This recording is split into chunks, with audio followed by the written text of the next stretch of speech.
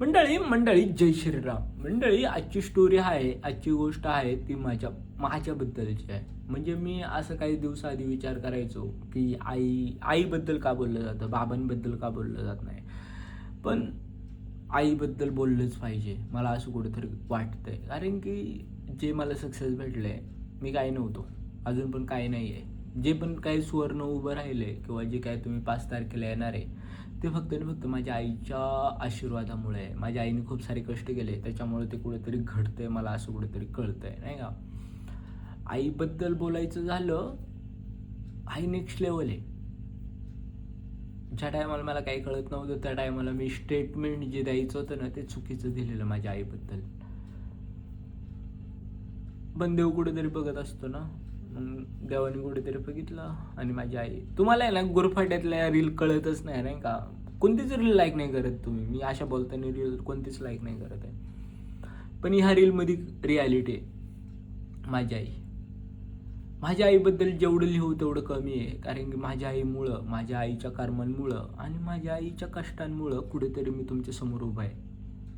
ज्या टायमाला माझ्या आईला बोलत होते की काय तुझं पोरगं जन्माला आलंय, त्या टायमाला माझ्या आईने मला सावरून घेतलं. माझ्या आईला ग्रेट आहे, इतकी ग्रेट आहे की मी ते एक्सप्लेन नाही करू शकत. सगळ्या दुनियेने मला नाकारून टाकलेलं त्या टायमाला मला माझ्या आईने सावरलं होतं. माझ्या आईने मला जवळ घेतलेलं, मला पिंजारलेलं. मी नुसतं आजारी पडायचो त्या टायमाला मला माझ्या आईने कुठेतरी तयार केलं की ह्या दुनियेशी कसं लढायचं नाही. माझी आई साधी भोळी आहे. माझी आई धुनी भांडी करते, मी पण फोटो काढतो.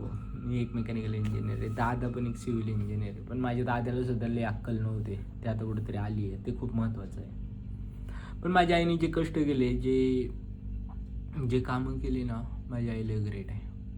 प्रत्येकाची आई असते, फक्त ते उदाहरणं वेगवेगळे असतात. आणि ऑब्विसली आईबद्दल बोललं पाहिजे. माझी आई पुस्तक पण मी वाचलं नाही अजून, पण आईबद्दल बोललं पाहिजे. मंडळी 5 तारखेला तुम्हाला यायचं आहे, कारण की ते माझं घर नाही, ते स्वामींचं घरसुद्धा नाही, ते युनिवर्सचं घरसुद्धा नाही, ते माझ्या आईचं घर आहे. कारण की माझ्या आईचे जे काही कष्ट होते ते कुठेतरी ते सत्यात उतरले आणि माझ्या आईच्या स्वप्नांना आकार द्यायचं काम स्वामींनी, युनिवर्सनी आणि तुम्ही कुठेतरी ते साकार केलं आहे. मला तरी असं वाटतं. ही पण व्हिडिओ मी टाकेल, पहा तुम्हाला काय करायचं आहे. पण माझी आई लय ग्रेट आहे, लय ग्रेट आहे. 5 तारखेला आल्यानंतर कळलं तुम्हाला माझी आई कोण. चला मंडळ, भेटू, बाय बाय. आणि त्यासोबत एक गाणं, गाणं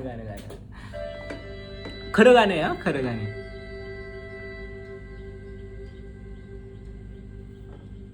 वाल्स हो गया बेटा, याच्या पुढे ऐका. मैं कभी बतलाता नहीं, पर अंधेरे से डरता हूँ ना माँ. रियलिटी यूं तो मैं दिखलाता नहीं, तेरी परवाह करता हूँ ना माँ. माझ्या आईला कधीच नाही सांगितलं मी तिची किती परवा तुझे सब हे बता मेरी माँ. म्हणजे मी ज्या टायमाला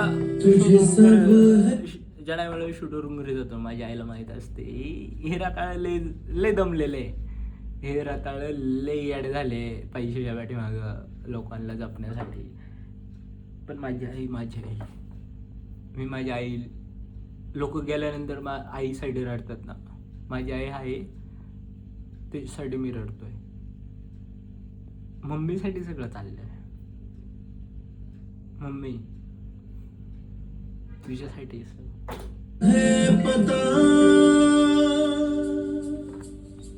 मेरी माँ, माझी आई.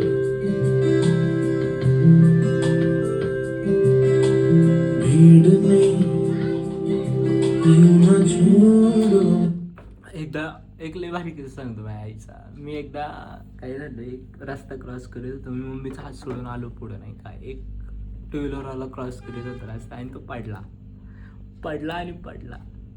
पण माझ्या आईने मला ते येऊन सावरलं. माझी आई लय भारी, कधीच मारलं नाही माझ्या आईने मला, कधीच. आयुष्यात सांगतो माझ्या आईने कधी मारलं नाही. मुझे घर लौट के भी आना पड़ेगा. तारे जमीन पर पिक्चर ह्या याच्यामध्ये तो मुलगा जाऊ शकत नाही आईपाशी. ते आईने त्याला हॉस्टेलला सोडले.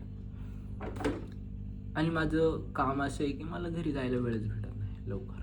आणि माझी आई मला कंटिन्यू कॉल करते आणि मी माझ्या आईवर तापतो. बाई का मला कॉल करते. म्हणजे व्हिडिओ मोठा झाला आहे, ऐकून घ्या. माझी आई लय ग्रेट आहे. जे करतोय ते मी माझ्या आईसाठी करतोय. अरे माझी आई लय भारीतली याव, साधी भोळी मस्त सिम्पल माझी आई आहे. एवढं मी सांगेन. चला लय बोर नाही करेल तुम्हाला. चला 5 तारखेला भेटू. Bye bye.